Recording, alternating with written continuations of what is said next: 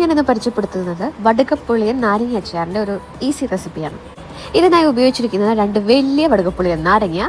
Okay, recipe പറയാം. നേരെ ചട്ടി ചൂടാക്കാൻ വെക്കുന്നു. അതിലേക്ക് നമ്മൾ 100 ഗ്രാം എണ്ണ ഒഴിക്കുന്നു. എണ്ണ തിളച്ചു വരുന്നതോടുകൂടി കടുകിടുന്നു. അതിലേക്ക് ഇഞ്ചിയും വെളുത്തുള്ളിയും വേപ്പിലയും ചേർത്ത് നന്നായിട്ടൊന്ന് വാട്ടിയെടുക്കുന്നു.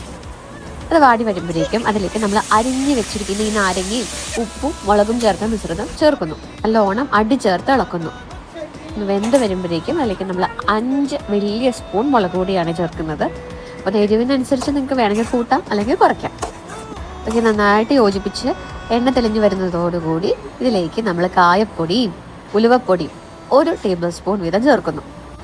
അതും ഒന്ന് യോജിച്ച് വരുമ്പോൾ അതിലേക്ക് നമ്മൾ അവസാനത്തെ സംഭവം, അതാണ് നമ്മുടെ വിനാഗിരി, 4 ടേബിൾ സ്പൂണും കൂടി ആഡ് ചെയ്ത് പരിപാടി റെഡി. ഇനിയുള്ളത് സിമ്പിൾ ട്രിക്ക്, അതാണ് നമ്മുടെ പഞ്ചസാര. ഇവനെ വില്ലെന്നോ നായകനെന്നോ എന്ത് വേണമെങ്കിലും നിങ്ങൾക്ക് വിളിക്കാം. ഇത് ആഡ് ചെയ്യുന്നതോടുകൂടി നമ്മുടെ അച്ചാർ റെഡി.